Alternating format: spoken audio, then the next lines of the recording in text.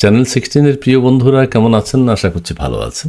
বাংলাদেশের মানুষের জীবনে এখন গত এক বছর যাবৎ যে দুঃখ, কষ্ট, যন্ত্রণা আছে, তার মধ্যেও কিছু মানুষের কথা শুনলে আসলে সহজে মন ভালো হয়ে যায়। বিশেষ করে আমার মন ভালো হয়ে যায়। আমি তার কথাগুলো সব সময় খেয়াল করি, তিনি কি বলছেন, কোথায় যাচ্ছেন, কি পরেছেন, কি লিপস্টিক পরেছেন, কি আইব্রো ব্যবহার করেছেন, কি মেকআপ ব্যবহার করেছেন, কি শাড়ি পরেছেন, কি গয়না পরেছেন, সেগুলোর সাথে শাড়ির সাথে ব্লাউজের সাথে ম্যাচিং আছে কিনা, এগুলোও খেয়াল করেন। এবং অনেকেই খেয়াল করে এক ধরনের শান্তি পান, স্বস্তি পান।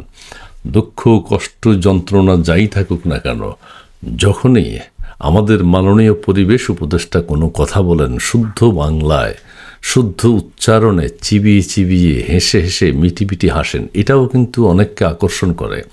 মিটি হেসে উনি দুঃখ, যন্ত্রণা, কষ্টের কথা বলেন, মানুষকে নিয়ে পরিহাস করেন এবং দেশের আইন শৃঙ্খলা নিয়ে উপহাস করেন, দেশের স্বাধীনতা, দেশের সার্বভৌমত্ব নিয়ে উপহাস করেন। এটা কিন্তু আমাদের ভীষণ ভালো লাগে, আমরা খুব এনজয় করি। আমাদের পরিবেশ উপদেষ্টা আজকে কি বলেছেন? আমাদের পরিবেশ উপদেষ্টা আজকে চমৎকার করে হেসে হেসে বলেছেন সবার উপস্থিতিতে, মিডিয়ার সামনে। খুব অ্যাট্রাকটিভ কথা, খুবই আকর্ষণীয় ওনার ব্যক্তিত্ব, ওনার চলন বলন, কথন অসাধারণ। উনি কি বলেছেন? একটা মহা মিথ্যা কথা খুব সুন্দর করে বলেছেন।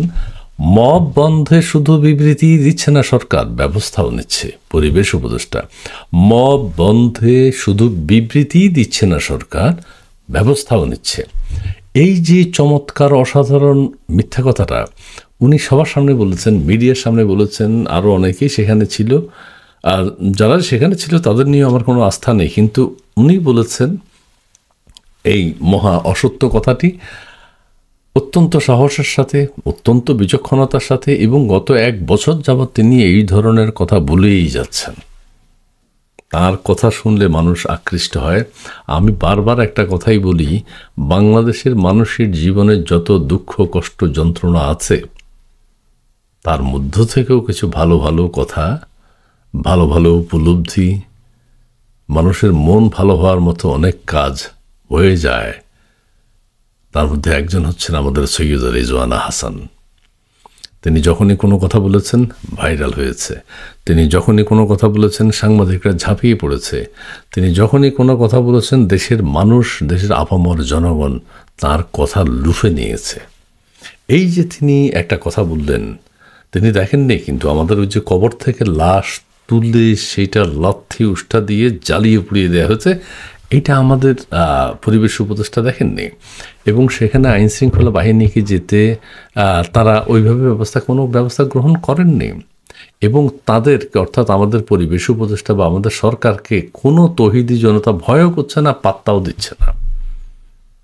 কারণ গত এক বছর যাবৎ তারা মব ভায়োলেন্স বা প্রেশার গ্রুপকে উৎসাহ দিয়ে চলেছেন এবং তৌহিদি জনতা ব্যাপকভাবে দেশে ধ্বংসযজ্ঞ চালাচ্ছে। আমাদের পরিবেশ উপদেষ্টা বলেছেন মব বন্ধে শুধু বিবৃতি দিচ্ছে না সরকার, ব্যবস্থাও নিচ্ছে। এই হলো ব্যবস্থা নেওয়ার নমুনা।